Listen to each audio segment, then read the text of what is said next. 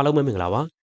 Premiere Pro နဲ့ဗီဒီယိုထဲမှာဝတ်ထားတဲ့အဝတ်အစားတွေကိုအခုလိုမျိုးကာလာချိန်းတဲ့နီလန်းလေးကိုမျှဝေချင်ပါတယ် Premiere Pro ကိုအခုမှစတင်လေ့လာနေတဲ့မိတ်ဆွေတွေအနေနဲ့စိတ်ဝင်စားတဲ့ဆိုရင်တော့ကျွန်တော်နဲ့အတူတူလေ့လာကြည့်ဖို့ဖိတ်ခေါ်ချင်ပါတယ်ကာလာချိန်းမဲ့ဗီဒီယိုကလစ်လေးတစ်ခုကိုတိုင်းလိုက်မှဆွဲထည့်လိုက်ပါမယ်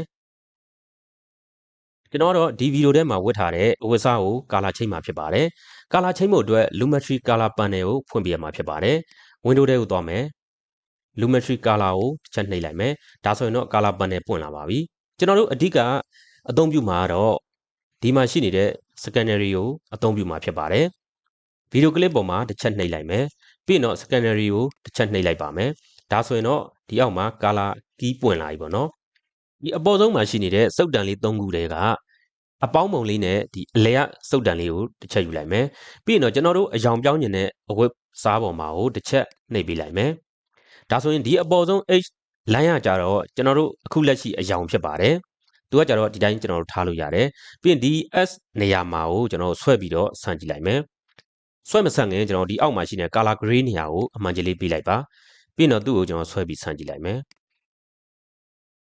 ဆွဲဆန့်လိုက်မယ်ပြီးရင်ဒီအောက်မှာရှိနေတဲ့အောက်ဆုံး line လေးကိုလည်းဆွဲဆန့်လိုက်မယ်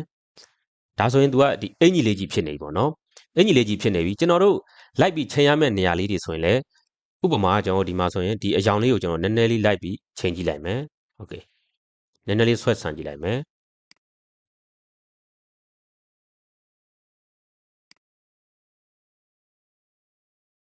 ဒီအပေါ်မှာဆိုရင်ဒီအယောင်နဲ့မဆိုင်တဲ့ဒီအလင်းရောင်တွေပေါ့နော်ဒီအလင်းရောင်တူတဲ့ဟာတွေဒီအပေါ်မှာပါနေတယ်အဲ့ဒီဟာကိုကျွန်တော်တို့ကလိုက်ပြီးချိန်ဖို့အတွက်ကဒီမှာလိုက်ပြီးနည်းနည်းလေးဆွဲချုံလိုက်လို့ရတယ်ဘာကြောင့်လဲဆိုတော့ तू ကအဖြူရောင်အလင်းရောင်ဖြစ်တယ်ဒါကြောင့်မလို့ဒီဘက်မှာရှိနေတဲ့ဒီအဖြူရောင်လေးကိုနည်းနည်းလေးဆွဲပြီးကျုံလိုက်တာနဲ့ဒါတွေကပျောက်သွားပြီပေါ့နော်โอเคဒီလိုပျောက်သွားပြီဆိုရင်ကျွန်တော်တို့ကအောက်ကိုဆွဲချလိုက်မယ်ပြီးတော့ဒီဗလာနည်းနည်းထည့်မယ်ပေါ့နော်ဗလာကိုကျွန်တော်နည်းနည်းလေးထည့်မှာဖြစ်ပါတယ်ဗလာကို1 point လောက်ထည့်လိုက်မယ်โอเคပြီးတော့ဒီ correction နေရာမှာတော့ကိုကြိုက်တဲ့အယောင်လေးကိုရွေးချယ်ပြီးထည့်လို့ရတယ်ပထမဆုံးတော့ကျွန်တော်ဒီအကြောင်းကျွန်တော်ရွေးထည့်လိုက်မယ်โอเคဒီအကြောင်းရွေးထည့်လိုက်မယ်ပြီးရင်ဒီရောက်ကတော့ဒီ contract နေရာတော့ကျွန်တော်တင်လိုက်မယ် contract ကိုနည်းနည်းတင်မယ်ပြီးရင်ဒီ sharpen နေရာမှာကိုချက်နည်းနည်းတင်လိုက်ပါမယ် sharpen ကြဘာဖြစ်လို့လဲဆိုတော့ဒီအခြားရောင်တွေပါတယ်ဆိုရင်သူကပို့ပြီးတော့ထင်းထင်းရှားရှားလေးဖြစ်သွားအောင် sharpen ကိုတင်ပေးတာဖြစ်ပါတယ်ဒီ sharpen ကိုနည်းနည်းတင်မယ်โอเคဒါဆိုတော့ရပြီခုနကတော့ကျွန်တော်ဒီ color gray ဆိုတဲ့နေရာလေးကိုတစ်ချက်ပြန်ဖွင့်ကြည့်လိုက်မယ်ဒါဆိုရင်ကျွန်တော်တို့ချိန်လိုက်တဲ့ဒီ color ရောက်လာပြီပေါ့နော်ရောက်လာပြီဆိုရင်နောက်ထပ် color တစ်မျိုးထပ်ချိန်နေနေရဆိုရင်ဒီဗီဒီယိုကိုကျွန်တော်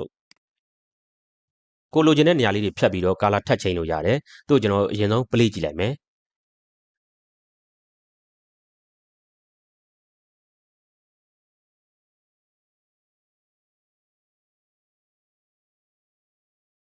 โอเคဒါဆိုရင်တော့ကျွန်တော်တို့ချိန်လိုက်တဲ့ color ရသွားပြီ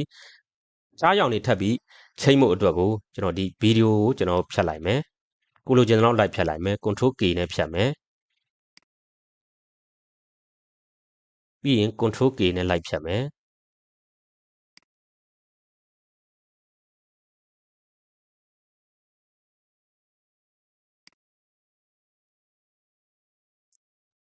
control K နဲ့ဖြတ်မယ်ပြီးရင်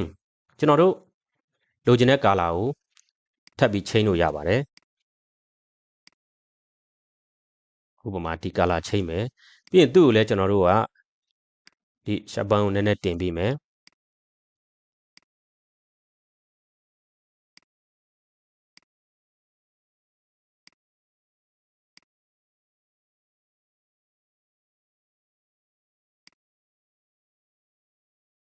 โอเค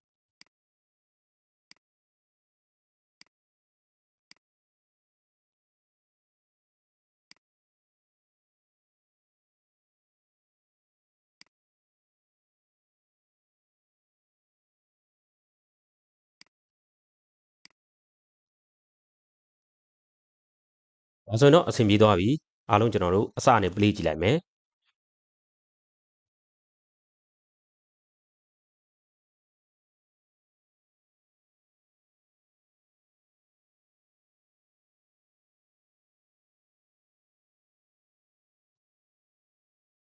ဒါဆိုရင်တော့ Premiere Pro ကိုခုမှစတင်လေ့လာနေတဲ့